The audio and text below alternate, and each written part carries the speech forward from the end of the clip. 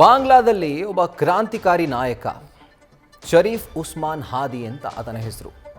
ಅಲ್ಲಿ ಕೆಲವೊಂದಷ್ಟು ಕಾರಣಗಳಿಗೆ ಅಥವಾ ದೇಶದಲ್ಲಿ ಆಗಿರುವಂತಹ ಕೆಲವೊಂದಷ್ಟು ಬೆಳವಣಿಗೆಗೆ ಅಲ್ಲಿರುವಂಥ ಬಾಂಗ್ಲಾದೇಶದ ಪ್ರಜೆಗಳು ಆತನ ಗುಂಡಿಕ್ಕಿ ಸಾಯಿಸ್ತಾರೆ.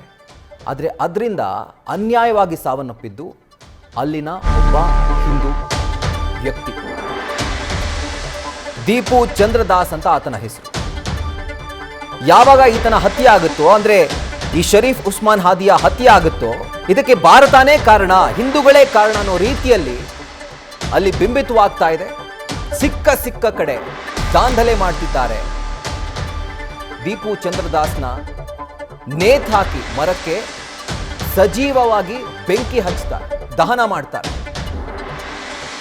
ಈಗ ಈತನ ಕೊಲೆ ಅಂತಾನೆ ಹೇಳಬೇಕು. ಈತನ ಕೊಲೆಯ ನಂತರ ಈಗ ನಮ್ಮ ದೇಶದಲ್ಲಿ ಅದಕ್ಕೆ ವಿರೋಧ ವ್ಯಕ್ತಪಡಿಸಿ ಪ್ರತಿಭಟನೆಗಳು ನಡೀತಾ ಇದ್ದಾವೆ. ಈಗ ನೋಡ್ತಿರುವಂತಹ ಒಂದು ವಿಜುವಲ್ಸ್, ದೀಪು ಚಂದ್ರದಾಸ್ ಈತನನ್ನ ಮರಕ್ಕೆ ನೇತ್ ಹಾಕಿ ಜೀವಂತ ಸುಟ್ಟು ಹಾಕಿದ್ರು. ಕೆಲವೊಂದಷ್ಟು ಜನ ಇನ್ಸ್ಟಾಗ್ರಾಮ್ನಲ್ಲಿ ನೀವು ಅಕಸ್ಮಾತ್ ಏನಾದರೂ ಆಕ್ಟಿವ್ ಆಗಿದ್ರೆ 2-3 ದಿನಗಳ ಹಿಂದೆ ಒಂದು ವಿಡಿಯೋ ತುಂಬ ವೈರಲ್ ಆಗ್ತಾ ಇತ್ತು.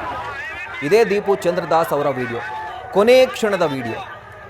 ಅಂಗಲಾಚಿ ಬೇಡ್ಕೊಳ್ತಿರ್ತಾನೆ, ನಾನು ಮಾಡಿಲ್ಲ, ನನ್ನ ತಪ್ಪು ಏನೂ ಇಲ್ಲ, ನನ್ನ ಬಿಟ್ಬಿಡಿ ಅಂತ. ಆದರೆ ಬಾಂಗ್ಲಾದ ಸೋ ಕಾಲ್ಡ್ ಪೊಲೀಸರು ಏನು ಮಾಡ್ತಾರೆ, ಈತನನ್ನ ತಾವೇ ಕರ್ಕೊಂಡು ಹೋಗಿ ಆ ಉದ್ರಿಕ್ತರ ಗುಂಪಿಗೆ ಒಪ್ಪಿಸ್ತಾರೆ. ಆತನನ್ನ ಮೆರವಣಿಗೆ ಮಾಡಿ ಆ ಮರಕ್ಕೆ ನೇತ್ ಹಾಕಿ ಆತನನ್ನ ಸಜೀವವಾಗಿ ಸುಟ್ಟು ಹಾಕ್ತಾರೆ.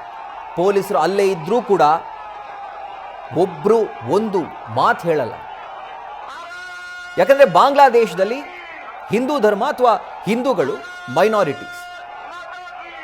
ಹಾಗಾಗಿ ಆತನ ಕೂಗು, ಆತನ ಗೋಳು, ಆತನ ಆ ಚೀತ್ಕಾರ ಯಾರಿಗೂ ಕೇಳಿಸಲಿಲ್ಲ. ಆದರೆ ಇವತ್ತು ರಾಷ್ಟ್ರ ರಾಜಧಾನಿ ದೆಹಲಿಯಲ್ಲಿ ದೀಪು ಚಂದ್ರದಾಸ್ನ ಹತ್ಯೆ ಖಂಡಿಸಿ ಒಂದು ಪ್ರತಿಭಟನೆ ನಡೀತಾ ಇದೆ. ಅದರ ವಿಜುವಲ್ಸ್ ಅನ್ನ ಗಮನಿಸ್ತಾ ಇದ್ದೀರಿ. ಆಗಲೇ ಹೇಳಿದೆ, ಒಬ್ಬ ಕ್ರಾಂತಿಕಾರಿ ನಾಯಕನಾಗಿ ಆತ ಉದಯವಾಗ್ತಾ ಇದ್ದ ಶರೀಫ್ ಉಸ್ಮಾನ್ ಹಾದಿ. ಈತ ಇನ್ಕಲಾಬ್ ಮಂಚ್ ಅನ್ನುವಂತಹ ಸಂಘಟನೆಯಲ್ಲಿ ಸಕ್ರಿಯವಾಗಿದ್ದ ಒಬ್ಬ ರ್ಯಾಡಿಕಲ್ ಆಕ್ಟಿವಿಸ್ಟ್ ಅಂತಾನೆ ಗುರುತಿಸ್ಕೊಂಡಿದ್ದ, ಲೀಡರ್ ಅಂತಾನೆ ಗುರುತಿಸ್ಕೊಂಡಿದ್ದ. ಯಾವ ಅವಾಮಿ ಲೀಗ್ ಶೇಖ್ ಹಸೀನಾ ಇವರ ವಜಾಗೊಳ್ಳಾಯಿತೋ ಆ ಪದವಿಯಿಂದ, ದೇಶ ಬಿಟ್ಟು ಓಡಿಸಿದ್ರು, ಆ ಮೂವ್ಮೆಂಟ್ನ ನೇತೃತ್ವವನ್ನು ಈತ ವಹಿಸಿಕೊಂಡಿದ್ದ. ಶೇಖ್ ಹಸೀನಾ ಸರ್ಕಾರದ ವಿರುದ್ಧ ಪ್ರತಿಭಟನೆಗಳಲ್ಲಿ ಪ್ರಮುಖ ಪಾತ್ರವನ್ನು ವಹಿಸಿದ್ದ. ಜುಲೈ ತಿಂಗಳಲ್ಲಿ ಆಯ್ತಲ್ಲ ದೊಡ್ಡ ಕ್ರಾಂತಿ ಬಾಂಗ್ಲಾದೇಶದಲ್ಲಿ. ಶೇಖ್ ಹಸೀನಾ ಪ್ರಾಣ ಭಿಕ್ಷೆಯನ್ನ ಬೇಡಿಕೊಂಡು ನಮ್ಮ ದೇಶಕ್ಕೆ ಓಡಿ ಬಂದು ಈಗಲೂ ಇಲ್ಲೇ ಇದ್ದಾರಲ್ಲ, ಆ ಪ್ರತಿಭಟನೆಯಲ್ಲಿ ಸಕ್ರಿಯವಾಗಿ ಅಥವಾ ಅದರ ನೇತೃತ್ವವನ್ನು ಈತ ವಹಿಸಿಕೊಂಡಿದ್ದ. ಸೊ ಮುಂದೆ ಅಂದರೆ ಫೆಬ್ರವರಿಯಲ್ಲಿ ಬಾಂಗ್ಲಾದೇಶದಲ್ಲಿ ಚುನಾವಣೆ ಕೂಡ ಇದೆ, ಸಾರ್ವತ್ರಿಕ ಚುನಾವಣೆ. ಅದರಲ್ಲಿ ನಿಂತ್ಕೊಳ್ಬೇಕು, ಗೆಲ್ಲಬೇಕು ಅಂತ ಕೂಡ ಎಲ್ಲ ಪ್ಲಾನನ್ನು ಈತ ಹಾಕೊಂಡಿದ್ದ ಶರೀಫ್ ಉಸ್ಮಾನ್ ಹಾದಿ. ಆದರೆ ಅನಿರೀಕ್ಷಿತ ಘಟನೆಯಲ್ಲಿ ಈತನನ್ನ ಗುಂಡಿಕ್ಕಿ ಕೊಲ್ಲಲಾಗುತ್ತೆ. ಆಗ ನಮ್ಮ ಒಬ್ಬ ಮುಂಚೂಣಿ ನಾಯಕ ಸತ್ತೋದ್ನಲ್ಲ, ಈತನ ಸಾವಿಗೆ ಭಾರತನೇ ಕಾರಣ, ಭಾರತನೇ ಈ ರೀತಿಯಾಗಿ ಈತನನ್ನ ಕೊಲ್ಲಿಸಿದೆ ಅನ್ನುವಂಥ ಈ ಭ್ರಮೆಯಲ್ಲಿ, ಆ ಧರ್ಮದ ಅಮಲ್ನಲ್ಲಿ ಬಾಂಗ್ಲಾದೇಶದ ತೀವ್ರವಾದಿಗಳು ಆ ಕೆಲಸದ ನೇತೃತ್ವ ಭಾರತ ವಹಿಸಿದೆ ಅಂತ ಹೇಳಿ ನಮ್ಮ ಕಡೆ ಬೊಟ್ಟು ಮಾಡಿದ್ರು. ನಮ್ಮ ದೇಶದ ಸರ್ಕಾರಕ್ಕೆ ಅಥವಾ ನಮ್ಮ ದೇಶಕ್ಕಾಗಲಿ ಬಾಂಗ್ಲಾದಲ್ಲಿ ಏನು ನಡೀತಾ ಇದೆ ಅನ್ನೋದ್ರ ಬಗ್ಗೆ ಒಂದು ಸಾಸಿವೆ ಕಾಳಷ್ಟು ಆಸಕ್ತಿ ಇಲ್ಲ. ನಮ್ಮ ಪಕ್ಕದಲ್ಲಿ ಇದ್ದಾರೆ ಅಷ್ಟೇ. ಅದು ಹುಟ್ಟೋದಕ್ಕೆ ಕಾರಣವಾಗಿದ್ದು ನಮ್ಮ ದೇಶನೇ. ಅದನ್ನು ಬಹುಶಃ ಅವರು ಮರ್ತಿರ್ಬೋದು. ನಮ್ಮ ಟ್ಯಾಕ್ಸ್ ದುಡ್ಡಲ್ಲಿ ಮುಕ್ತಿ ವಾಹಿನಿಯನ್ನ ಸೃಷ್ಟಿ ಮಾಡಿ ಬಾಂಗ್ಲಾದೇಶದ ವಿಮೋಚನೆಗೆ ಕಾರಣವಾಗಿದ್ದು ಭಾರತ.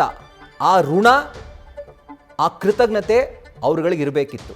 ಆದರೆ ಇವತ್ತು ಅಲ್ಲಿನ ಹಿಂದೂಗಳ ಮೇಲೆ ದೌರ್ಜನ್ಯ ಆಗ್ತಾ ಇದೆ. ಹುಡುಕಿ ಆತನನ್ನ ಕೊಂದಿದ್ದಾರೆ. ಈ ಥರದ ಒಂದು ಅತ್ಯಾಚಾರ ಏನಾಗ್ತಾ ಇದೆ, ಅದಕ್ಕೆ ಸಂಬಂಧಪಟ್ಟಂತೆ ರಾಷ್ಟ್ರ ರಾಜಧಾನಿ ದೆಹಲಿಯಲ್ಲಿ ಈಗ ಪ್ರತಿಭಟನೆ ನಡೀತಾ ಇದೆ. ನ್ಯೂಸ್ ಫಸ್ಟ್, ನಿರ್ಭೀತಿಯಿಂದ ನಿಮ್ಮ ಪರವಾಗಿ.